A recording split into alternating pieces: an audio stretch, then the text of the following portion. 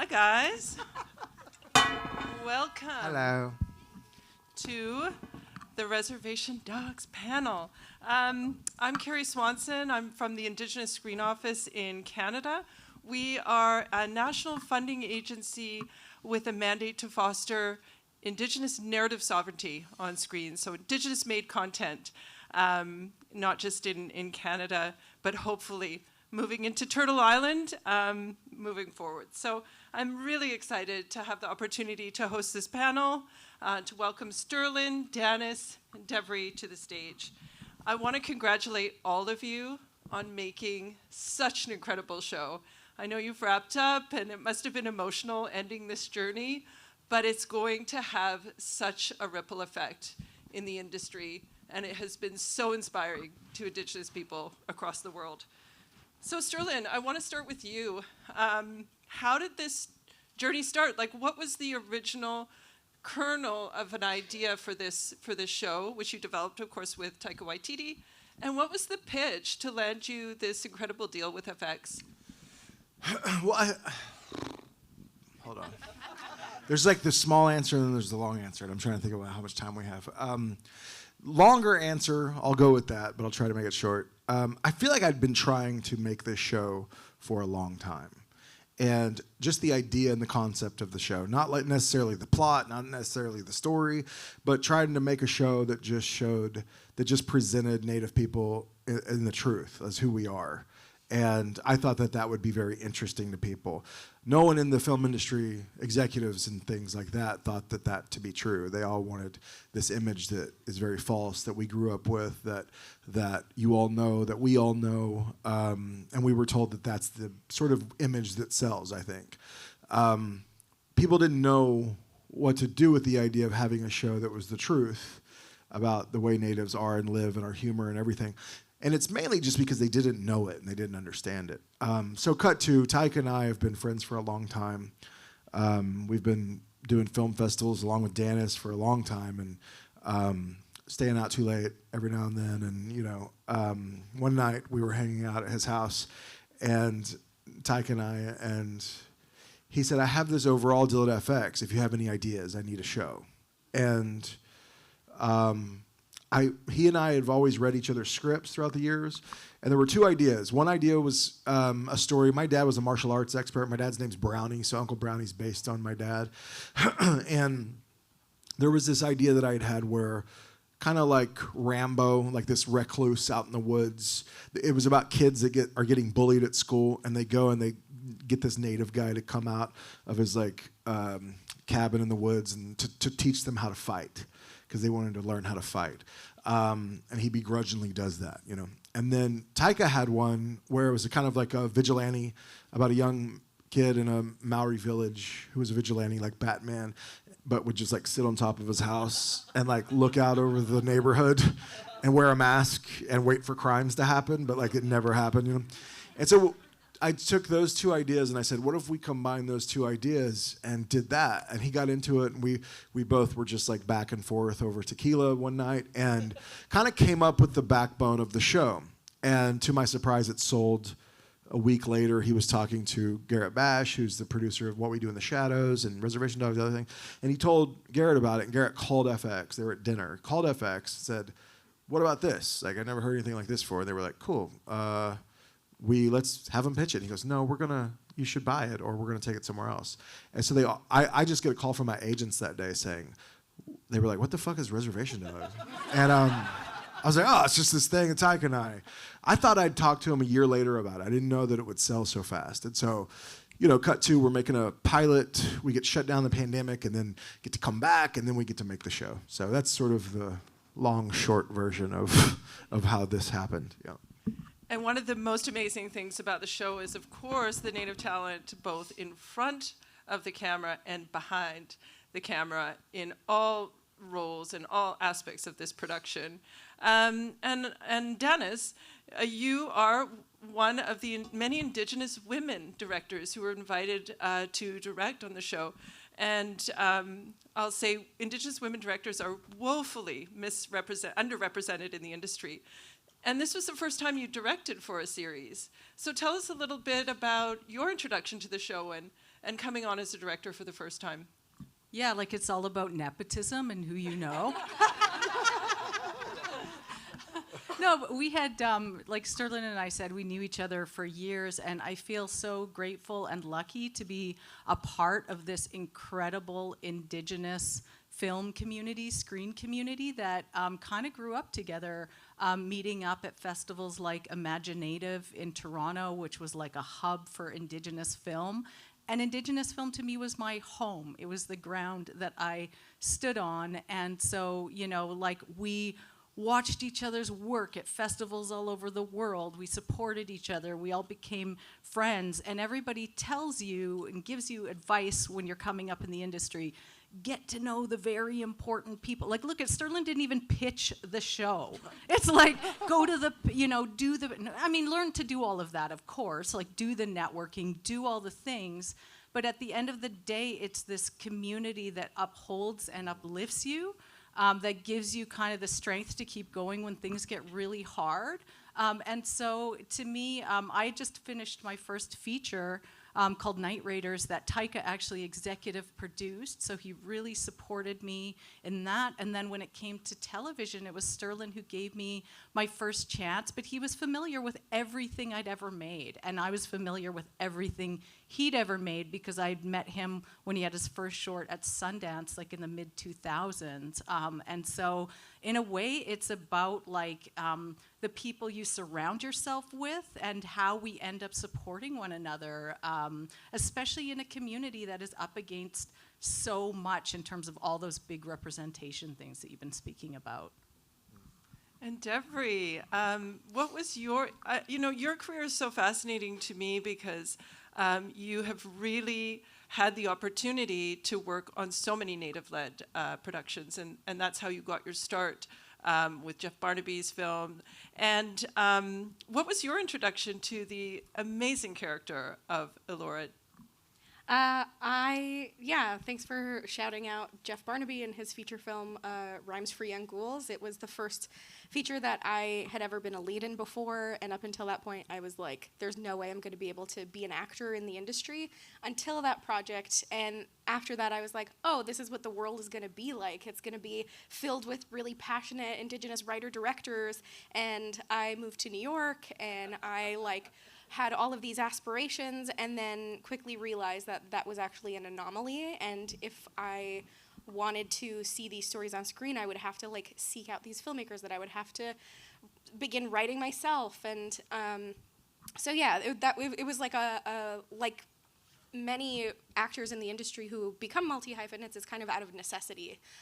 But when Reservation Dogs came along, I had known of Sterlin before. We had both worked on a show separately in Vancouver, like 2 different shows, and had connected. I had been a fan of the 1491s forever, and I remember in college, because I am much older than the character I play. Blessed by native genes for you. But no, I had read this character and I was like, oh my God, this is I know I need to play this character. And I had messaged Sterlin about it, and he was just like, you're too old. and he's like, but you can audition. And I said, okay, well, then I will. And I remember coming to the callbacks, and this was pre-pandemic. It was what? Was it December? When were our callbacks? Was it early in the year? Maybe February of 2020? Yeah, I think so, February. Yeah. And so I had a chance to meet DeFaro, meet his twin, who also had auditioned, meet Elva, who was at the time auditioning for Elora Danon. And I remember seeing Elva and thinking, obviously I want to be Elora Danon, and I connect with her so much, but seeing them, I was just like, this person has to be in the show. I don't know how they won't be cast as Elora. And then you ended up creating a character not only around Elva playing Jackie, but also the other kids who auditioned for the Res Dogs and the Core 4 ended up becoming the bad guy gang, becoming the Indian Mafia, and I just thought it was really awesome how Sterlin kind of kept his promise to everybody that even though we can't all be cast in these 4 core roles, that you can that you would be incorporating this community, and it's a larger scope of this world that we're exploring. But that was kind of how I got involved, through the traditional way, and even though I might not actually be a teenager, being like, at the time at least, I could play one. You definitely did. As soon as I saw the audition, I was like, oh, of course she, like she's not too old.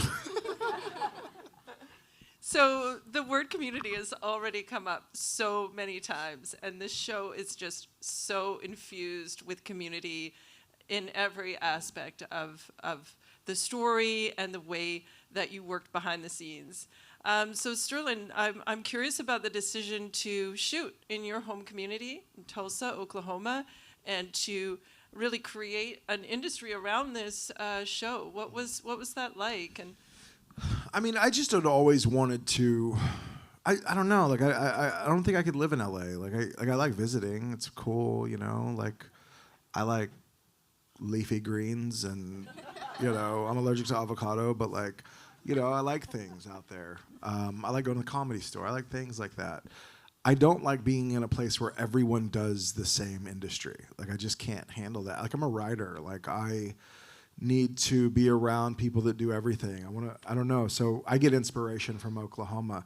I get inspiration from the fact that there's 38 tribes in Oklahoma, you know, like I feel that. And like I grew up like with the magic of this place is kind of in my head, but it's there. And, you know, and I had always, I mean, I have crew here now that I've worked with forever, and we just always supported each other. And I feel like, I don't know, like I grew up in a really big community, like my family. Like my family's a large community, and you learn how to be a part of that and how you're not most important and how you take care of each other and you're there for each other. And I just take that with me wherever I go.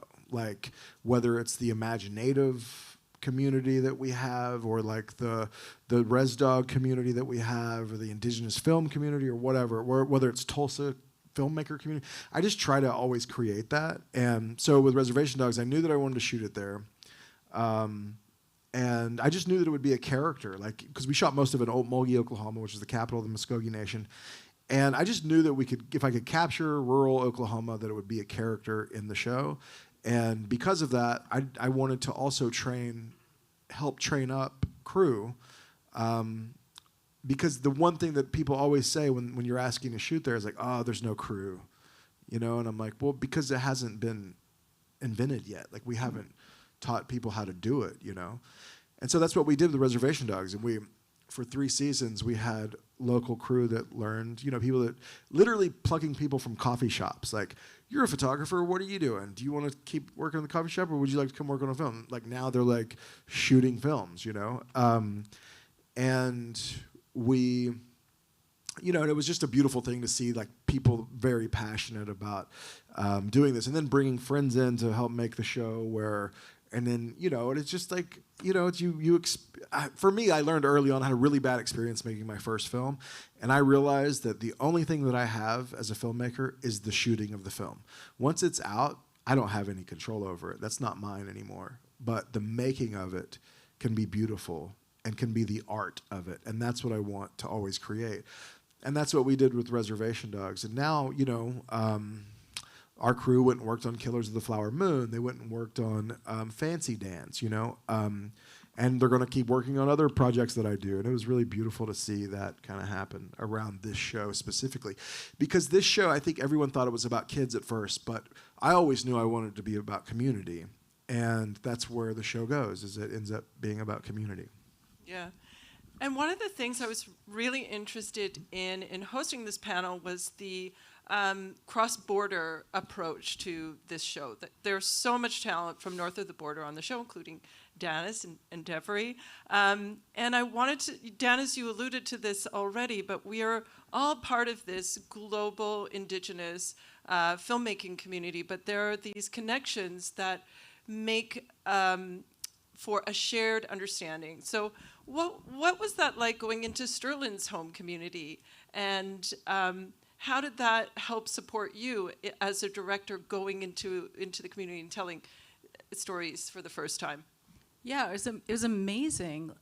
You know, I had never done TV before. I heard all these horror stories about television. I grew up in independent film, where it's like you're always just doing it, you know, whatever, for nothing with the people that you choose. Everyone's like, oh, you're going to be the director of the week, and, you know, like, and there's tension and whatever. And you go, you know, like going down to Oklahoma, I mean, you know, there's nation specificity, of course, of the context that you're walking into. But there is such a familiarity with, I think, our communities all across North America, and that sense of home. You know, like Mabel was an episode about someone dying, and all of the ritual and gathering around death felt like exactly what happened in my community when my mashum, my grandfather, was passing away when I was 18 years old. And the first thing I did for research was go back to those photos and remember how I felt at that time. And then to go down to Okmulgee and to be with everybody there was like seeing something come together that we had been talking about for years amongst ourselves, which Sterlin was talking about, which is, you know, of course there's questions about representation in our community, but there are other questions about the how we do this together, and that our film industry is based on these very hierarchical notions of who's in charge, who knows, how it gets done, and, you know, there's like a pecking order to all of it.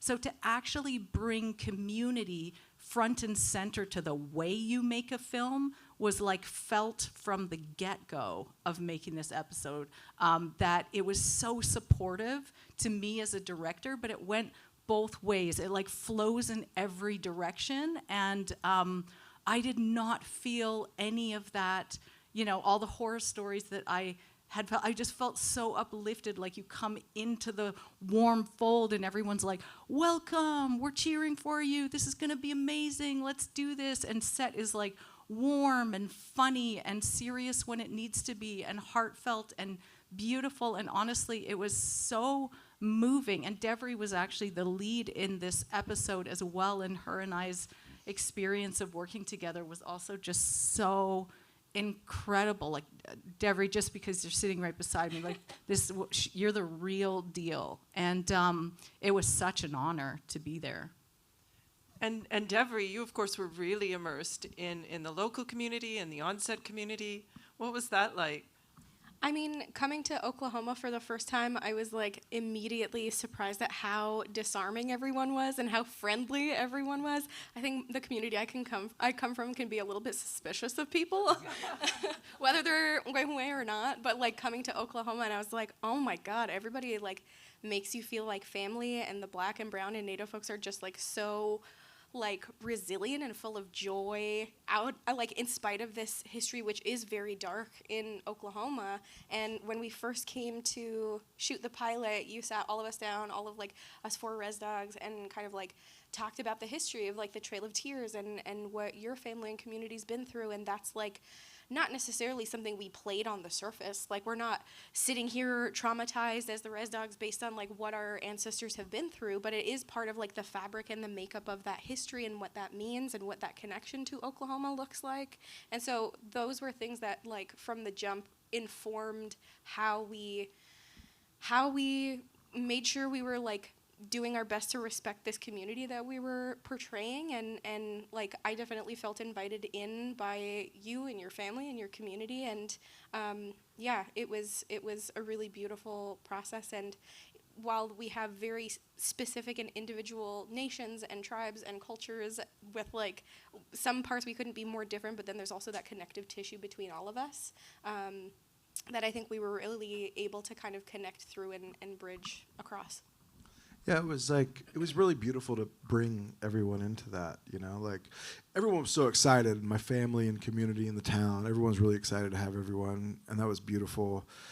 And, you know, one time I took them, for season 1, I took Devry and the Res Dogs and some of the bad guy gang to a Creek Muskogee rodeo, which was like mostly Afro-Indigenous rodeo. And, you know, like, you just have these preconceived notions of what a rodeo is when you think of, you know, the country or whatever.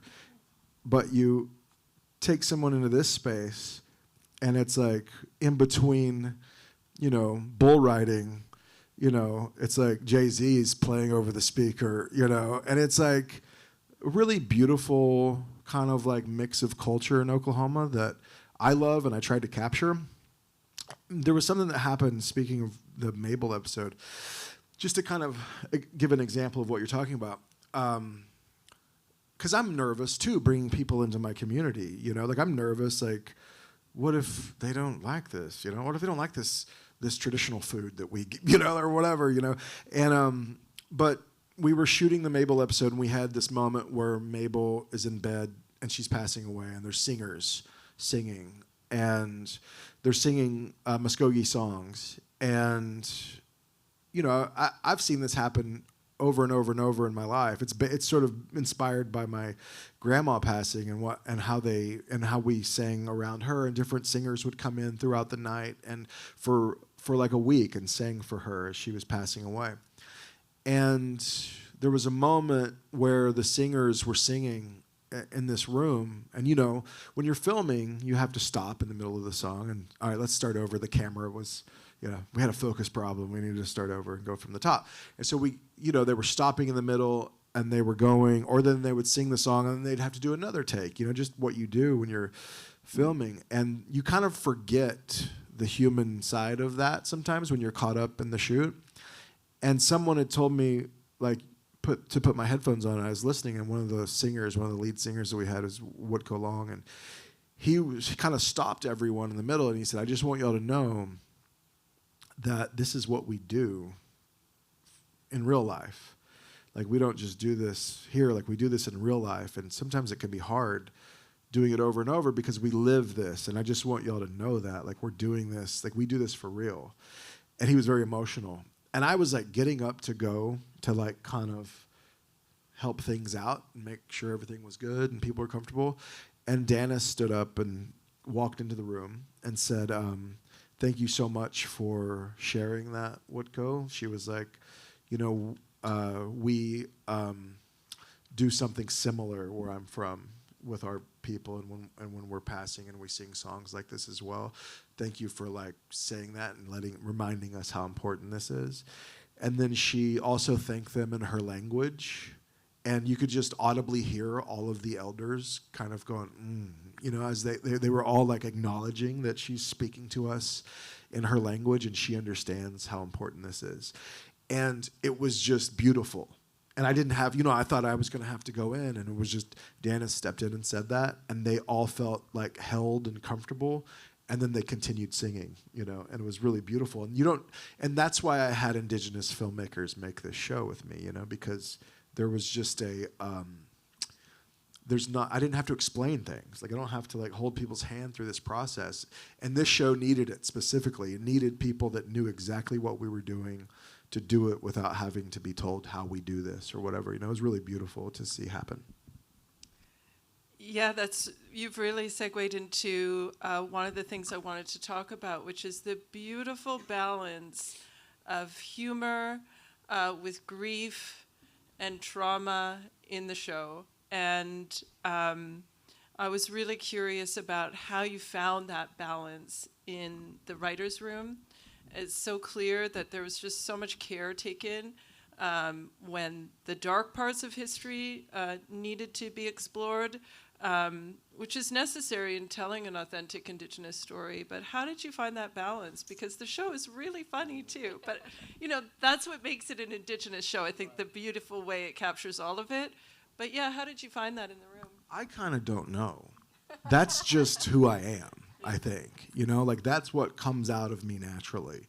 And I think most friends that know me would know, like, I can be both things. Like, I could be a brooder, or I can be fucking goofy, and just like silly. But I also think that is our culture. Like our stories aren't truthful if there's not humor in them. Like, if you're telling a story about us and there's no humor in it, like, something's wrong, I feel like, or something's missing. And the same goes for tragedy. Like, you can have an aunt tell a story and it's just like, God, like, what happened? Like, a dog died on the way to work, and like you hit a person, and also like your friend showed up and made you laugh, and y'all, you peed on yourself because you laughed so much. Like, it's just the most insane storytelling, and I've always wanted to capture that tone. And I think that even throughout history, like our stories and the way that our history goes, is there was always tragedy there. We were always overcoming it with humor. And it was a survival. Like, our humor is survival. And so for me, it comes naturally. I don't know, as far as the writer's room, Devery, we didn't talk about this thing a lot, right? We didn't just sit around and go like, we didn't go like, okay, by page 3, there's got to be a really funny joke, like we just roll with it and write, Yeah, and I think that's something that, like, coming from the communities that we do, it's just second nature. Right. And Dennis, you directed what is undoubtedly the most difficult episode, Season 3, Episode 3, Dear Lady, which deals with the story of boarding school. And in Canada, this is something that is much discussed only recently, but it is in the public consciousness in a way that it seems that it isn't here in the U.S. So how did you approach this story, and how did you prepare to direct that episode? Yeah, I mean, as soon as I read the script, I was like, oh God, because it's such a big topic with so much gravity, and the first thing that came to me is like, this is a horror show, and I've dealt with the topic in my past work as well through a genre lens, so it just like naturally made sense for me to like kind of approach it that way. And so we ended up going in this kind of 70s horror movie kind of aesthetics and container for what is actually talking about one of the darkest chapters in North American history. But the biggest pressure that I felt was that in Canada, we've had something called the Truth and Reconciliation Commission process, which was an investigation into what happened at boarding schools. And, children were sent away, Indigenous kids were sent away by law for 7 generations of Indigenous families. But in the US, this hasn't really been talked about or seen or heard of widely. And so it's just like, how do you treat something so big, like on a major television platform, and put it out there for the first time, especially when you're dealing with violence against children and all of that. But the tradition of the care that we're talking about has to be front and center. And there's also, like, speaking of the filmmaker who was mentioned earlier, the late Jeff Barnaby, like, Devery was in his movie called Rhymes for Young Ghouls, and he was among the first to really like get out there and talk about these horrors in a genre container. And so it's like we're just all building on what we're doing together in a collective way. And so that episode really felt like it takes a village, because everyone had to be, no one could hold that alone. And so in the context of this show, to handle something that big just felt like, oh, this is a collective endeavor. And it was also a very difficult experience, but also a really beautiful one. Yeah, we had, it was really, there was a moment. I mean, we took very much care of what we were doing, obviously.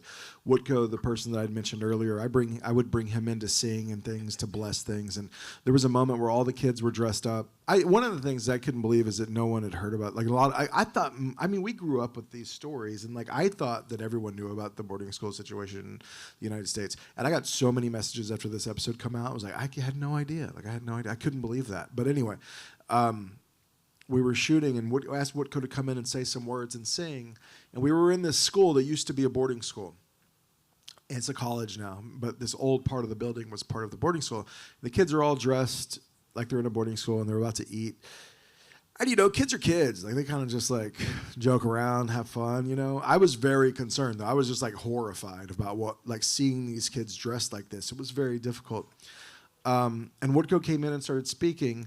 And he said, my father went to this boarding school, and he was brought here when he was 4 years old. And he cried himself to sleep every night for a year. And he just knew that the North Star was where his home was. And it was only an hour away, but he just knew that that's where home was, and he would cry and he would sing and he would think about that. And there was a moment where Woodco switched from talking to people on a crew or actors, and he started speaking to these children that were dressed up in boarding schools, and he no longer addressed them as actors, because he said, this song is about not giving up. And he was like, I want you all to never give up. Like, please don't give up, you know? And he was talking to kids in a boarding school. And it was so emotional and like just kind of like beautifully sad. And he was really speaking to kids, telling them don't give up, you know? And then he sang a song and it was really beautiful. And, you know, we shot it and it went great. And then, you know, it was just kind of like trying to take the care and making sure we knew the weight of it, but also protecting each other. There's another guy on the crew, Pierre Barrera, who was Lakota, and we were getting ready for this scene where a young man was going to let us cut his hair for real in this scene where they're cutting hair, and he asked that we let him cut his hair because he was in mourning and he was going to cut his hair anyway, and he said, I'll do it for this scene because he felt that it was powerful and that he should do it for this to make this episode stronger. And so it's very heavy, though, you know, and he was nervous and he didn't feel good about having to do this once we got there.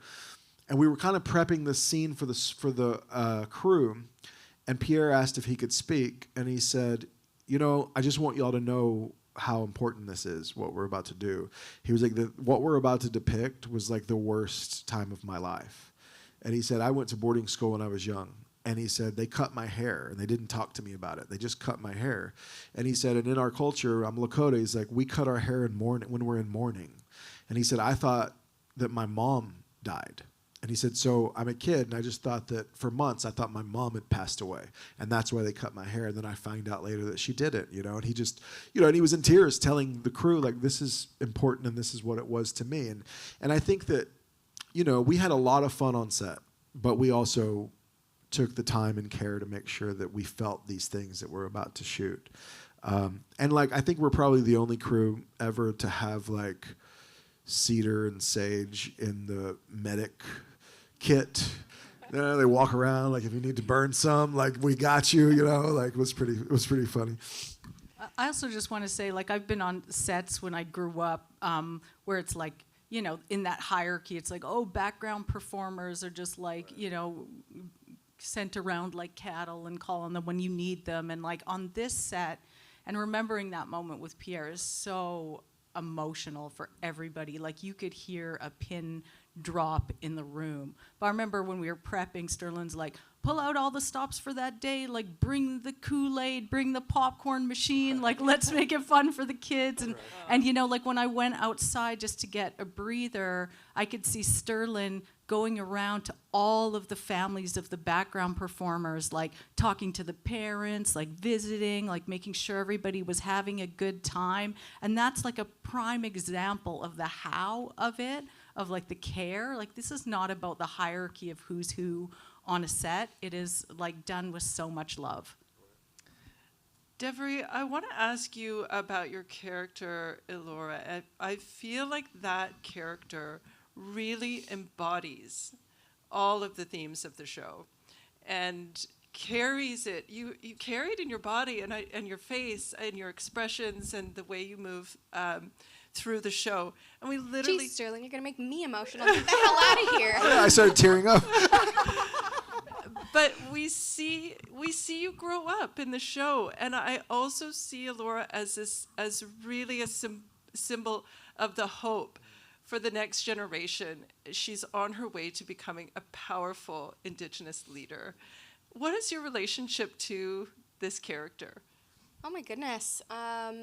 Like, I've never had a chance to sit with a character so closely for so long before, part of which for, like, being on a TV series and having that come back, but also, like, there being such personal things in there. Like, I know Elora Dan, and, like, I was raised by somebody like her. I, like, see her in my community. I see her in myself. And it just, like, when we were filming the last day and, like, we were unsure if it was going to continue, but it seemed like it was pretty final. If we were going to come back, it would have, like, been a different series, and I knew Laura Dannon was being sent on her way and on her journey, and she would be okay. And I just kind of like sat, and it was sunset, and I knew that I was just like, I'm gonna be leaving Alora on set. And it was just like, my God. Yeah, I think like we haven't really had a chance to say goodbye to the show. My God, I'm just like an emotional mess over here. Don't mind me. We'll join you. Oh man, you guys.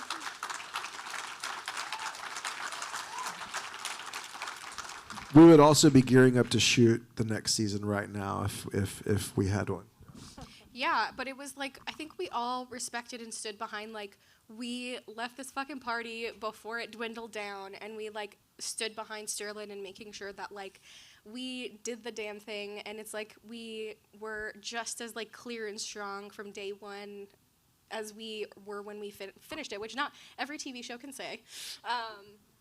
But that said, it's like, it's such a personal project for each of us. And even though it was like set in the Muskogee Nation in your community, I think like we all have a piece of ourselves through the series.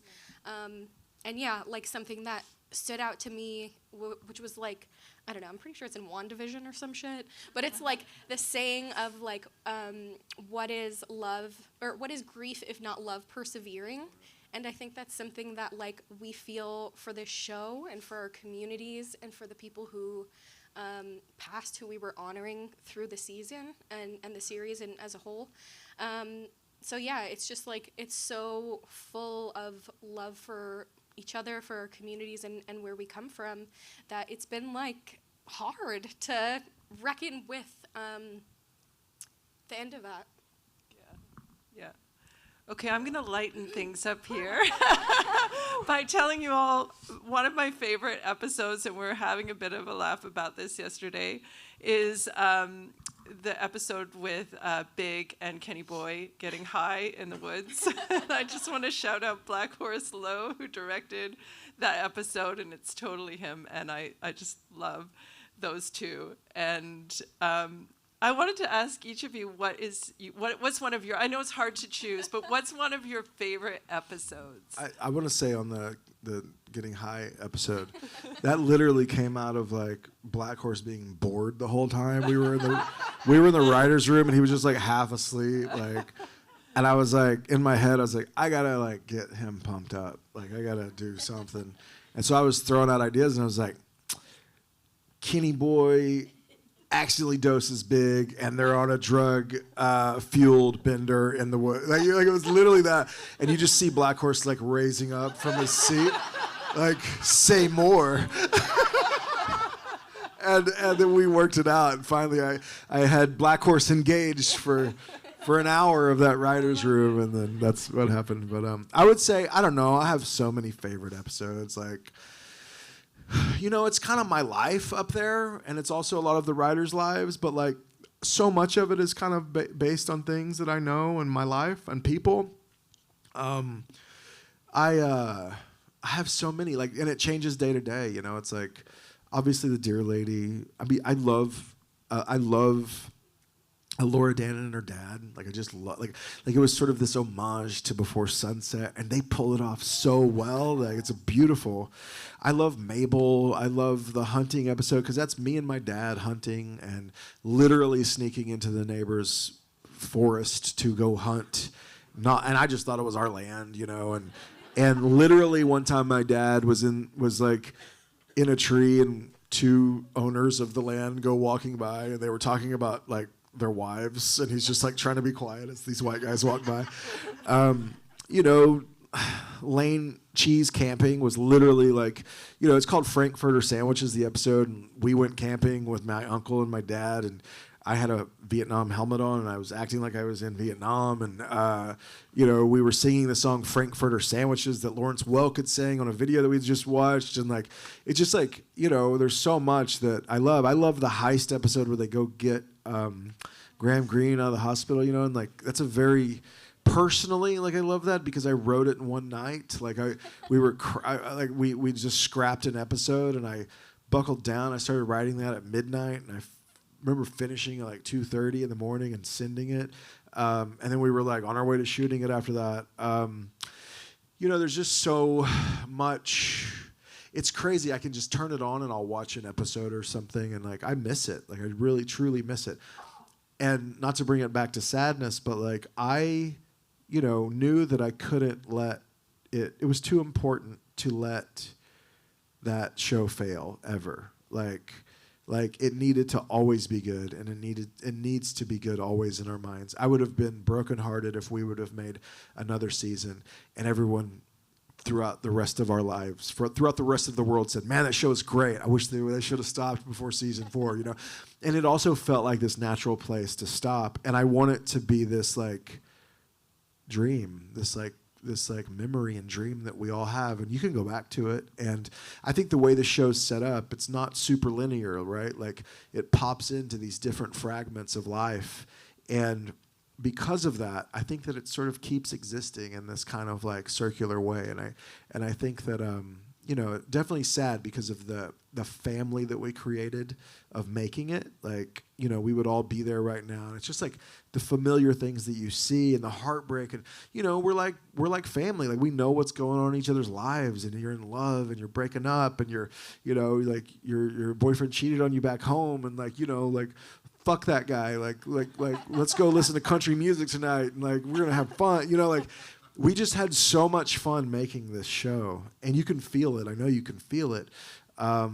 So for me, like my favorite episode shifts. I mean, like my uncles and my dad roofed houses my whole life, and so the episode where they're roofing houses, like I it's so personal, like to me, like I was the kid that they were like teasing and having to pick up shingles everywhere. It was awful, hot.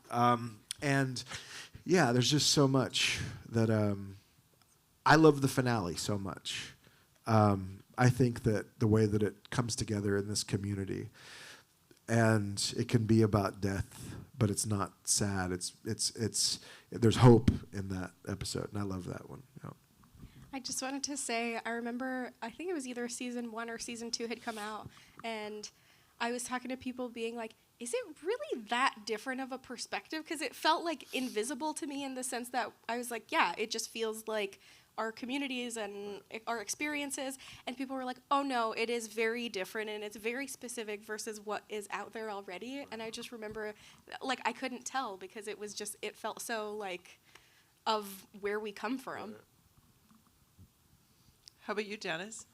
I also find it really hard to choose, and I think that like when I read Mabel the first time, I was so moved and honored to have that be an episode that I could be a part of, because I love that moment at the end of the episode that we shot in a race because the sun's going down, and of course it's super emotional, and Allura runs outside in tears because her grandma's just passed, and then she's crying, and it's so sad and heart-wrenching, and it was amazing to, witness what Devery was doing in that moment, and then suddenly the spirit of her grandma's like, hey, shit ass, and like, and to me that is like such a capsule of what the show is. And then, Geraldine is standing in this beautiful light, in this like the cutest outfit, and just like Her bingo best. yeah, her little bingo best, and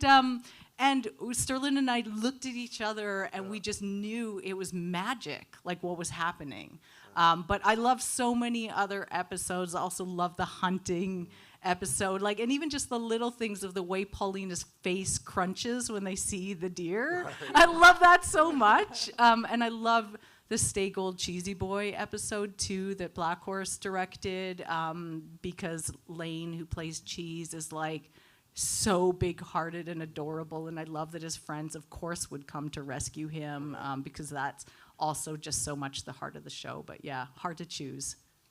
And I love the way that the show just constantly subverts tropes. Mm-hmm. And the scene we were talking yesterday about the uncles crying by the campfire. It's just, subverting that idea of elders being these stoic. We're just men. We don't know shit. I love that. So we're running out of time, and I want to ask you a broader question about the industry. Lily Gladstone is up for her Oscar tomorrow. She played Hoki on the show, and of course we're all rooting for her to make history tomorrow. And so that's happening, the success of the show. Clearly there's a shift happening, but we know that this is not an industry that changes easily. What do you think the industry can learn from the way you worked on the show, from Indigenous ways of working? Where do you still think they need to go? One of the sort of like rules that I did, that I learned from working on a previous show. I just one time worked on a show that didn't go, but I worked on the pilot. And what I noticed is the Native people that were extras, there's a long history of treating extras bad, especially Native extras. And I noticed that, there's this hierarchy where the extras eat last, the crew eats first, the actors eat first, crew eats next, and then the extras eat last. And I noticed, I could just see it on the Native extras' faces. Because in our communities, when you visit, you're always fed first.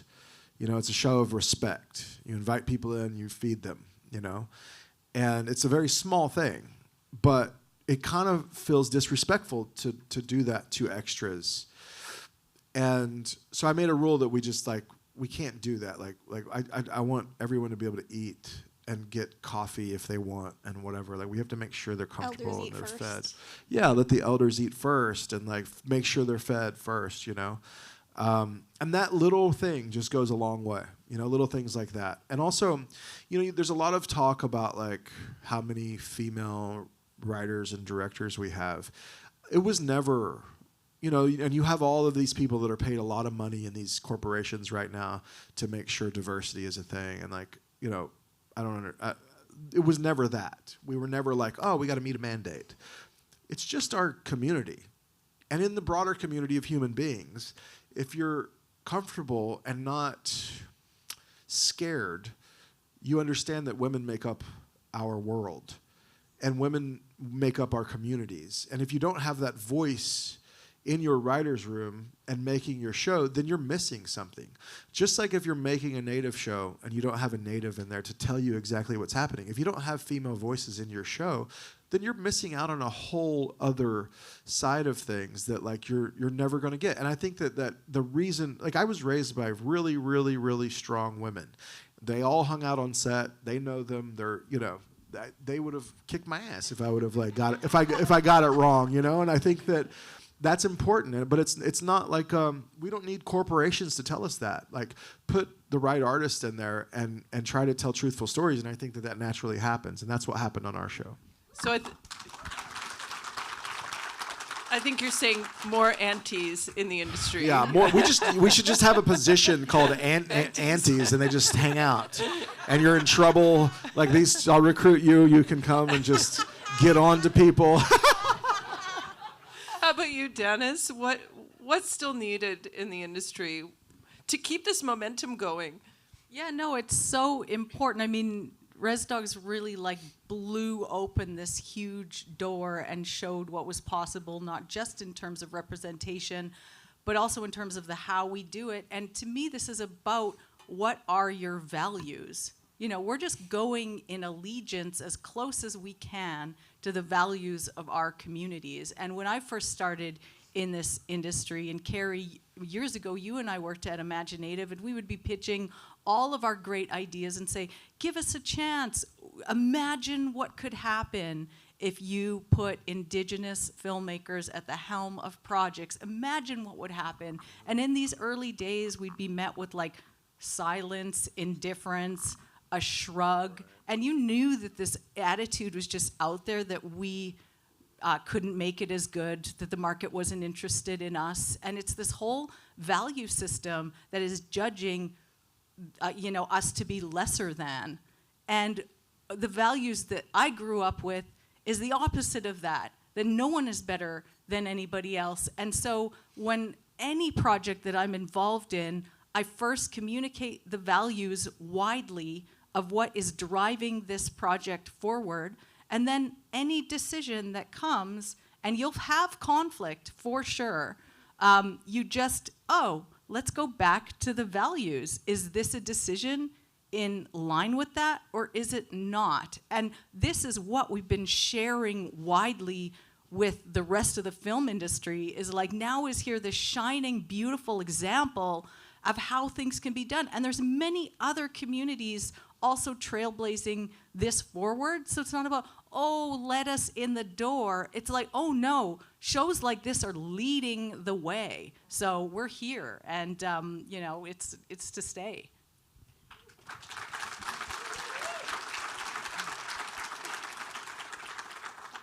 Your question was like, what do we still need moving forward?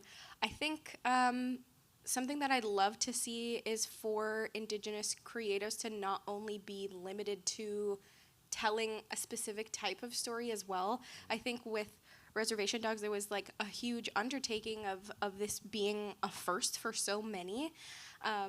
First show to be like entirely directed by Indigenous directors, writers' room, core cast, and all of these things. And I think that's like incredible, and is also a heavy thing to carry collectively. And also, I think moving forward, I would love to see the industry take seriously not only our filmmakers in telling Indigenous stories, but telling stories in general.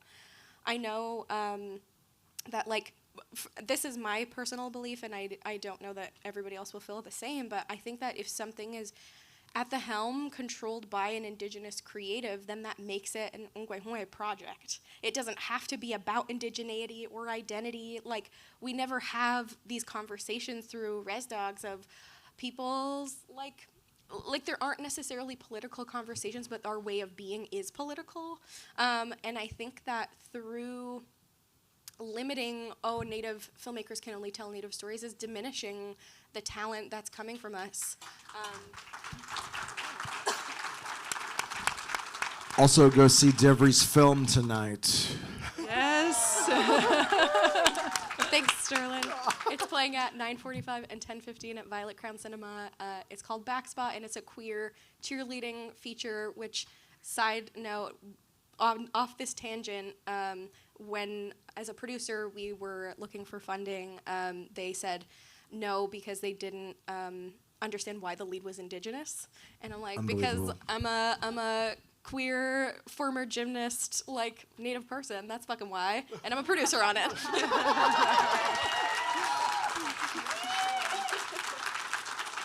So, Devry, I'll start my last question with you. You're producing, writing, directing, acting. What's next for you? What have you got on your plate next? That should be a t-shirt, by the way, because I'm a fucking producer on it. Obviously, we have Backspot coming out, which we're really excited by, to have it at South by. We're also going to be having a theatrical release in the spring. I am also not like super ready to talk about all this stuff, but working on a feature that went to the Sundance Lab called High Steel, which I'm hoping to be my directorial debut. And then I'm also working on a graphic novel. Woohoo! Janice Goulet, what's on your plate? I am writing a pilot right now, actually working with this guy based on a podcast, so that's a really exciting project. And then I'm also have written a first draft of my next feature as well. Tell everyone the name of the podcast so they can... It's called Stolen, Surviving St. Michael's. It won a Pulitzer and a Peabody. It's incredible, breathtaking storytelling by a Cree journalist named Connie Walker, and it's an incredible story. Very excited about it. Sterlin, tell us about your latest. So I have a new show with our friend Ethan Hawke that was in Reservation Dogs. It's sort of like we call it a Tulsa noir. It's a noir show. The cast is amazing. I wish I could tell you who's in it. We're about to shoot the pilot. And it's an hour-long, funny drama, crime show, sort of the Big Lebowski in Tulsa, but And then, I'm writing adapting a book about Jim Thorpe for a feature film. I'm also doing a something in the world of the Spider-Verse that I can't say, but a little spin-off. And then there's another project that I'm writing that takes place in the 50s. This is with Fox Searchlight, and it's during the Relocation Act, and it's about a young Seminole woman who's going to LA to try to find her brother, who they haven't heard from for a while, and he's in the Native community in Los Angeles, in Bunker Hill. So yeah, there's that, and then there's other stuff. But not very busy excited. at all. Not busy at all. Yeah. See you in 10 years. So before we wrap up, Danis has a few words that she wanted to say to wrap up. Yeah, it's as Devery was talking about earlier, it's been so emotional, and some of us feel like we haven't really had a chance to properly say goodbye to this incredible series, and it's hard to put into words the kind of pressure that is on a person when a show is the first of its kind, like that pressure of representation. And Sterlin, you have just been in it for years and really bearing the brunt of that enormous pressure to tell this in the right way and to get it right. So I just wanted to take this opportunity to tell you, now I'm gonna get emotional, how much it has meant to all of us, and to thank you now in my language, Kinanaskomten, that means thank you from my heart, for what you have done for all of us. And I wanted to give you this gift. Do I open it? Yes, Okay. please do. What? It is, my goodness, look at that. Yeah. Don't catch me. I'm going to be two-stepping tonight in Austin, y'all, in moccasins.